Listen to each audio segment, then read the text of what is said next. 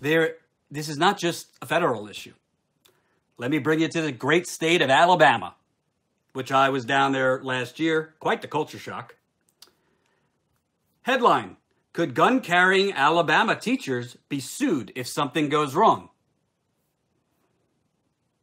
If Alabama teachers start carrying guns in school, as some lawmakers want, could they be financially or even criminally liable if their gun wounds or kills an innocent child or adult?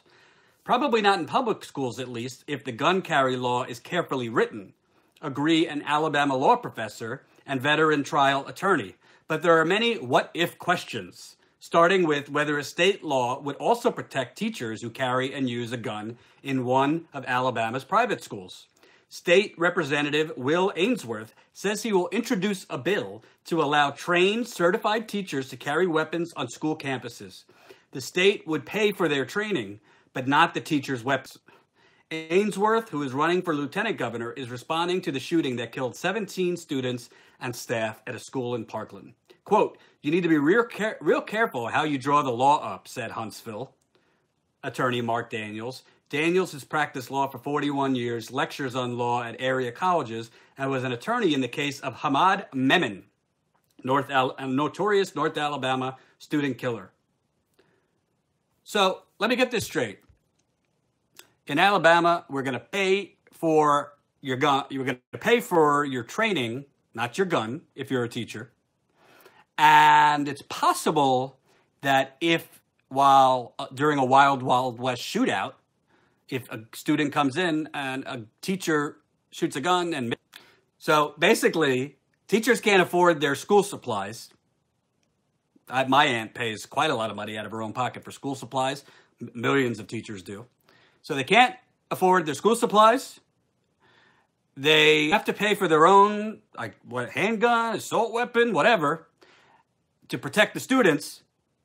And if they misfire, there's a chance they're going to be charged and probably go bankrupt defending themselves in court. Only in America or Alabama. Unbelievable. Unbelievable. By the way, in Alabama, while we're on Alabama,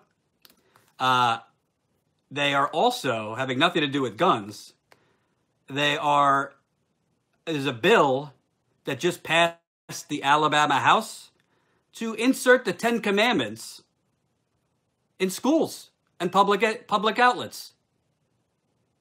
A state House committee approved a bill Wednesday that would allow the Ten Commandments to be displayed on state property or in public schools.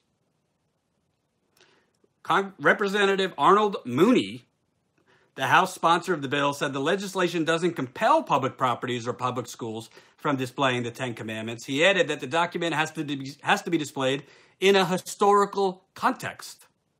Mooney said the bill also bars state funds from being used to defend the legislation should it be challenged in court. The bill passed the House State Government Committee by a vote of 9-3.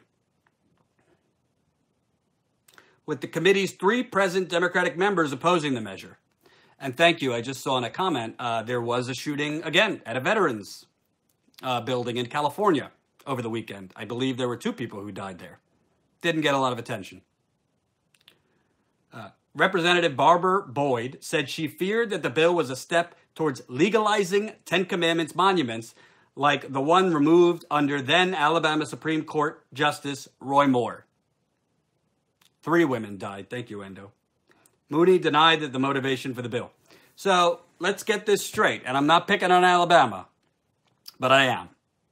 Teachers, if you misfire, you could be liable. It's not clear.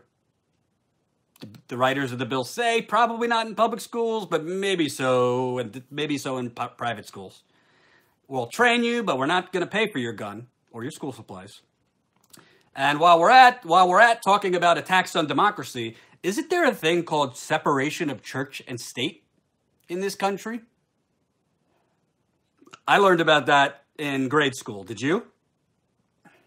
So Alabama's just passed through one of its chambers, putting 10 Commandments in schools. Displaying it.